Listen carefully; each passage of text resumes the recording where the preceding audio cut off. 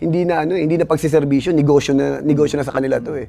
Saka dapat sana naiisip niyo, henerasyon sa henerasyon sa henerasyon. Sila na lang yung nakaupo. Bakit sila na lang ba yung magaling? Sila na lang ba yung may gustong tumulong sa mga Pilipino? Ang masakit, lalong walang nangyayari sa bansa natin. Lalong walang nagiging kinabukasan yung mga kabataan. Kasi ganoon eh, 'di ba? Parang dumadaan lang, lumilipas na, nagpapalit-palit lang ng henerasyon yung mga taong nakaupo sa gobyerno natin eh. Kaya kung ako tatanungin, sabi ko nga, ako para sa akin, mas gusto ko kung uupo yung mga bago. Parang ano yan eh, babalikan ko na po. Parang sa mga pulis. Merong isang graduate na bagong pulis, ipasok mo dun sa isang presinto. Ano mangyayari dun sa isang pulis? Later on, makukurap na rin. Kasi yun na yung sistema. Diba? Kahit bata. Kahit bata. Kung ako, tatanungin, kung mabibigyan ng pagkakataon, tanggalin lahat, palitan ng mga bago. Para yung ideolohiya nila bago. Physically fit pa.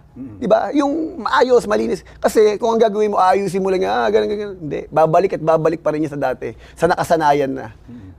Kasi yun yung sistema eh. Kaya walang nangyayari sa bansa natin eh. Magandang sinasabi mo, Coco, na anong kailangan gawin para mapalitan ng sistema dito sa ating bansa.